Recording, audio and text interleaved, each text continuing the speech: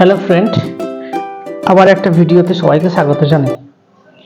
Google শিটের এই ক্লাসে আমরা আজকে আলোচনা করব যে কি করে আমরা একটা কলামকে হাইড করব এবং আনহাইড করব।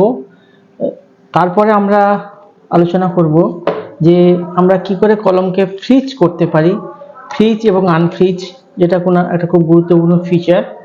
এবং আমরা আলোচনা করব যে আমরা গুগল শিটকে কিভাবে ওপেন করব, ইম্পোর্ট করব, এক্সেলের বিভিন্ন ডাটা আছে, সেই ডাটাকে আমরা এক্সেল থেকে গুগল শিটে ইম্পোর্ট করব, কপি কিভাবে আমরা করব। তারপরে আরেকটা বিষয় আমরা আজকে এই ক্লাসটা আলোচনা করব, সেটা টেক্সট র্যাপিং, টেক্সট রোটেশন, এগুলো আমরা পরপর আলোচনা করব। সেই জন্য আলোচনা করার আগে আমি একটা গুগল শিটের আমি স্যাম্পল একটা শিট বানিয়েছি। এই শিটটা আপনারা দেখছেন যে এমপ্লয়ি ডিটেলসের সম্বন্ধে একটা শিট রয়েছে। এই শিটটায় কতগুলো কলাম রয়েছে: employee code, employee name, job profile, basic, DA, medical allowance, house rent alliance এবং গ্রস স্যালারি। এই এতগুলো মিলে আমি একটা মোটামুটি একটা এমপ্লয়ি ডিটেলস একটা বানিয়েছি। এবারে ধরুন আমি একটা কলমকে, এই কলমটাকে আমি একটা হাইড করতে চাইছি, দেখাতে চাইছি না। ধরুন আমি স্যালারিটা, ধর বেসিক স্যালারিটা কোন এমপ্লয়ির কী ধরনের বেসিক স্যালারি আছে সেইটা আমি আমার যে টিম মেম্বার যাদের সঙ্গে আমি এই গুগল শিটটা শেয়ার করেছি তাদেরকে এই বেসিক স্যালারিটা আমি দেখাতে চাইছি না, এটাকে হাইড করতে চাইছি। তাহলে কি করব না, এখানে একটা অ্যারো মার্কস আছে, এখানে হাতের একটা চিহ্ন চলে আসছে, এখানে কার্সারটা নিয়ে গেলে এখানে ক্লিক করলেই কতগুলো অপশন পাওয়া যাচ্ছে। এখানে আমি যেটা করতে পারি সেটা হচ্ছে কি হাইড কলাম যেটা পুরোটা সিলেক্ট হয়ে গেছে। জাস্ট এটার উপরে ক্লিক করলে, তারপরে এটার উপরে ক্লিক করলে আমি পাচ্ছি কি না হাইড কলাম অপশনটা, হাইড কলাম, এই যে হাইড কলাম, এটা ক্লিক করলে এই কলামটা হাইড হয়ে গেল। কি করে আমরা বুঝলাম যে এখানে একটা কলাম হাইড হয়ে আছে?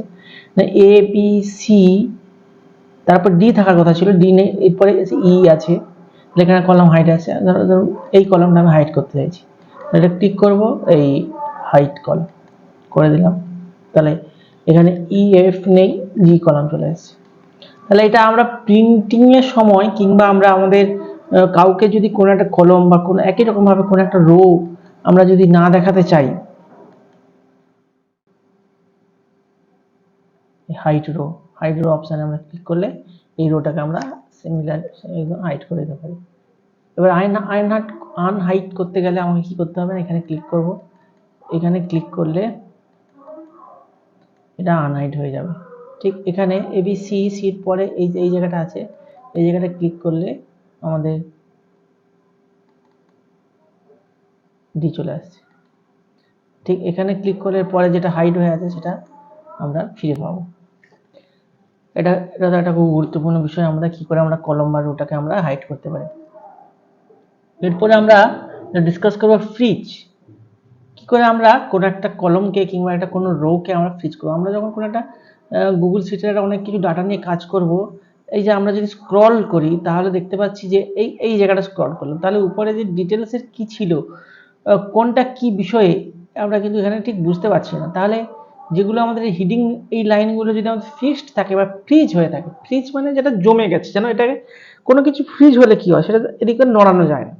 তাহলে আমি চাইছি কি আমাদের যে হিডিং লাইনটা employee code, employee name, job profile, basic, এই রোটাকে আমি ফ্রিজ করতে চাইছি। তাহলে আমি কি করব না, এখানে ফ্রিজ করতে চাইলে কোনায় এখানে দেখবেন একটা হাইলাইটেড আছে এবং একটা হাত চিহ্ন চলে আসছে। আমি যদি এটাকে ডান দিকে ভার্টিক্যালি করি তাহলে কলমগুলো ফ্রিজ হবে, আর হরাইজন্টালি এটাকে যদি আমি টেনে নিয়ে যাই হাতটাকে, তাহলে আমি ভার্টিক্যালি আমি তাহলে তাকে ফ্রিজ করতে পারবো। এই হাত চিহ্নটাকে আমি এটাকে টেনে নিয়ে যাচ্ছি, কতটা টেনে নিয়ে গেলাম এমপ্লয়ি কোড অবধি। তাহলে এমপ্লয়ি নেম, এই যে আমাদের হিডিংটা, এটা কিন্তু ফ্রিজ হয়ে গেছে। এবার আমি করছি, স্ক্রল করছি, তাহলে কিন্তু এটা ফিক্সড হয়ে গেল। একই রকম ভাবে আমি যদি এমপ্লয়ি কোড এটাকে যদি ফ্রিজ করে দিতে চাই, তাহলে এটাকে আমাকে টেনে নিয়ে যেতে হবে। এখানে যে হাত চিহ্ন বা এই গ্রে লাইনটা আগে এখানে ছিল, এখন এখানে 2 এর নিচে চলে আসছে। তার মানে এই অবধি এটা ফ্রিজ হয়ে আছে, আর এখানে অবধি আছে, অর্থাৎ এখানে কোনো ফ্রিজ নেই, মানে কোনো কলাম, ফার্স্ট কলামটা ফ্রিজ হয়ে আছে, এ কলাম বি কলাম এগুলো কিন্তু আনফ্রিজ হয়ে আছে। তাহলে এটাকে আমি লাইনটাকে জাস্ট টেনে নিয়ে যাবো, হাত চিহ্ন এটাকে ধরে এটাকে টেনে নিয়ে গেলাম। এবারে তাহলে আমি দেখতে পাচ্ছি এ কলামটা ফ্রিজ হয়ে না যায়নি, এখনো ফ্রিজ হয়নি, তাহলে এটাকে আমাকে এই অবধি টেনে নিয়ে যেতে হবে। এখানে কিন্তু sir you can not freeze column which contains only part of merged cell আছে, এখানে মার্জড সেল আছে বলে এখানে ফ্রিজ করতে দিচ্ছে না। এই যে এখানে এমপ্লয়ি ডিটেলস, এখানে মার্জ সেল করা আছে না, এটাকে আমি আনমার্জ করি,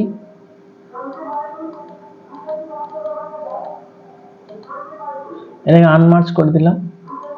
এইবারে এই কলামটাকে যদি ফ্রিজ করতে চাই তাহলে আমি ফ্রিজ করতে পারবো, এই দিলাম, এটা ফ্রিজ হয়ে গেল। এবারে কিন্তু আমি ক্লিক করলেও এইটাকে আমি আর স্ক্রল করলেও এটা কিন্তু ফিক্সড হয়ে গেছে, এটা কিন্তু আর এতে স্ক্রল হচ্ছে না এই সাইডটা। এটা কিন্তু গুগল শিটে কাজ করার সময় এটা দেখা যাবে, এটা খুবই গুরুত্বপূর্ণ একটা বিষয়। এখন আমরা আলোচনা করব কি করে আমরা ফাইলকে আমরা এক্সপোর্ট করতে চাই। কোন একটা আমাদের কাছে অলরেডি একটা এক্সেল এর সাপোজ ফাইল আছে, সেই এক্সেল এর ফাইলটা আমরা এই গুগল শিটে কি করে এক্সপোর্ট করব, মানে আনবো, সেটা আমি এখন ডিসকাস করছি। যেমন আমরা সেজন্য আমাদের যেতে হবে ফাইল অপশনে যেতে হবে, ফাইলে ক্লিক করার পর ইম্পোর্ট ক্লিক করলে আমরা কোনো আপলোড, অর্থাৎ আমাদের কম্পিউটারে কোথাও আছে, সেখান থেকে আমরা ওই ফাইলটাকে আপলোড করতে চাই, শেয়ার উইথ মাই রিসেন্ট এরকম অপশনগুলো রয়েছে, বা আমাদের কোনো গুগল শিটে বা গুগল ড্রাইভে কোথাও একটা এক্সেল শিট আছে, সেটাকে আমরা এখানে নিয়ে আসবো, সেটাও করতে পারি, বা কোনো একটা অন্য কম্পিউটার কোনো একটা জায়গা আছে সেখানে আমরা আপলোড করতে পারি। এখানে ব্রাউজ বলছে, ব্রাউজ অপশানে আমরা ক্লিক করলাম, ক্লিক করার পর সাপোজ আমি এই অ্যানেক্সার, এই যে এখানে একটা এক্সেল ফাইল আছে 1617, এইটাকে আমি এখানে ইম্পোর্ট করব, মানে গুগল শিটে নিয়ে আসবো। আমি এটা ক্লিক করার পর ওপেন করলাম, একটু টাইম নিচ্ছে। এবার ইম্পোর্ট ডাটা আছে, এখানে আছে অনেকগুলো অপশন, ওগুলো এখানে আছে। এই যে ইনসার্ট নিউ শিটে আমি নিয়ে যেতে পারি, নিউ শিটে ওই ডাটাটা নিয়ে যেতে পারি, বা রিপ্লেস স্প্রেডশিট যেটা আছে সেখান থেকে রিপ্লেস করে আমি নতুন আনতে পারি, ক্রিয়েট নিউ স্প্রেডশিট। দেখো আমি এখানে এরকম আমরা কোনো এক্সেলের কোনো ডাটাকে আমরা ইজিলি ইম্পোর্ট করতে পারি। সেটা কি করতে হবে না, ফাইল যেতে হবে, ফাইলের পরে ইম্পোর্ট অপশানে যেতে হবে, ইম্পোর্ট অপশানে যাওয়ার পর আমাদের কম্পিউটারে যদি থাকে বা ড্রাইভে যেখানে থাকবে সেখান থেকে এইটাকে মাই ড্রাইভ বা আপলোডেড এই বা রিসেন্ট কোথাও থেকে আমি সেখান থেকে নিয়ে আসবো, সেখান থেকে আমি ক্লিক করে